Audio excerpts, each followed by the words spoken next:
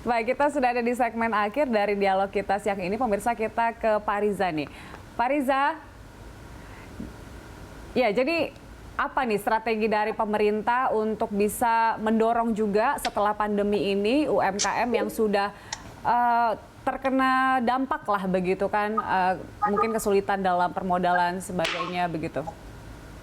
Treatmentnya ada beda-beda, Mbak. Ya, jadi karena dampaknya juga kan beragam, ya. Bagi mereka yang memang pelaku usaha ultramikro yang tidak mungkin dapat bertahan sekiranya di tengah situasi ini, tidak mungkin bisa tumbuh. Skemanya tentu melalui bantuan sosial yang sudah ada, lalu yang sedang dikembangkan sekarang adalah bantuan produktif UMKM sebesar 2,4 juta rupiah kepada 12 juta ya pelaku usaha mikro atau ultramikro yang tentunya ini sebagian besar diantaranya atau didedikasikan untuk mereka yang belum bankable ya, itu yang pertama. Nah, yang kedua ada pelaku usaha UMKM kita yang saat ini bisa tumbuh tapi punya masalah finansial ya, sehingga perlu ada program restrukturisasi sehingga utang yang ada itu tidak membebani. Di saat yang sama pembiayaan yang digunakan saat ini itu bisa top up misalnya begitu ya, itu juga ada skema yang sudah disiapkan dan sudah berjalan sekarang. Baik. Nah, yang ketiga adalah ada juga kepada UMKM yang memang bisa tumbuh tapi perlu dukungan yang lain-lain ya, diantaranya perlu di sektor pangan tadi saya sampaikan, tapi di sektor pangan ini kan baru sekitar 2% saja yang sudah go digital ya, jauh lebih rendah daripada rata-rata nasional. Nah, ini perlu ada upaya yang lebih untuk mendorong kelompok usaha atau UMKM yang bisa tumbuh tapi membutuhkan akses pasar yang lebih luas ya, terutama mereka yang bergerak di pangan, makanan, minuman ya, obat-obatan ya, lalu juga yang terkait dengan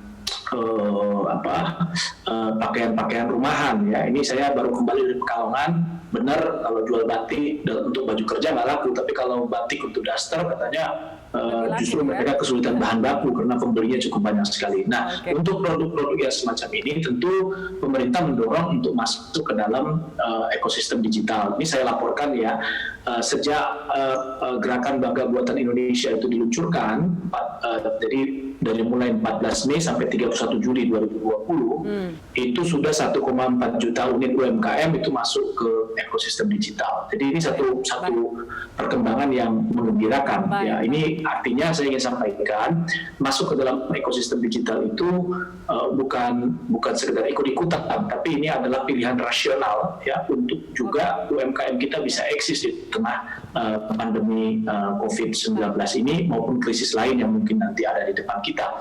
Nah, kami sendiri di Kementerian Koperasi, Pak Menteri sudah memberikan arahan kepada jajaran di Kementerian Koperasi untuk mengoptimalkan ya dorongan baik itu koperasi supaya go digital, UMKM pada go digital ya, maka lembaga pembiayaan dana bergulir di Kementerian Koperasi ya, BLU kita itu juga sekarang dikhususkan hanya membiayai untuk koperasi dan juga diberikan pendidikan, pelatihan dan pendampingan untuk mulai masuk ke dalam ekosistem digital tadi. Nah, demikian juga yang UMKM sendiri, kita ada program pendampingan, ada namanya Kakak Asuh di Smesco. Ya, ini juga tidak hanya dalam konteks pembiayaannya, tapi juga membantu teman-teman UMKM untuk masuk onboarding ya ke dalam platform digital. Termasuk juga kita harapkan nantinya ini bisa melakukan kurasi terhadap produk-produk mereka sehingga semakin dicintai oleh rakyat Indonesia. Baik, Pak Riza, kalau melihat dari strategi dan optimisme dari pemerintah gitu, kita semangat nih untuk melihat bagaimana UMKM ini bisa bergerak kembali bahkan lebih baik dari sebelumnya. Pak Riza, terima kasih telah bergabung bersama kami. Kita nantikan bagaimana realisasi dari strategi tersebut ya. Terakhir, Pak Ihsan. Semangat ya mendengar bantuan dan juga strategi dari pemerintah ini. Siap juga untuk memperbaiki kualitas dan juga pemasaran harus lebih luas? Begini, saya mau sedikit saja bahwa apa yang dikatakan oleh Pak Riza, pemerintah mau spend. mau spend untuk tujuannya membangkitkan perekonomian bangsa. Tapi tadi disebutkan bukan hal yang baru juga, misalnya kue-kue atau paket meeting atau seragam itu sudah dilaksanakan sebelumnya. Harusnya kita butuh hal yang baru, terobosan baru dari pemerintah. Contoh saya lihat kemarin Pak Menteri dan kawan-kawan koperasi, teman-teman koperasi datang ke LKPP, Lembaga Pengadaan Barang dan Jasa.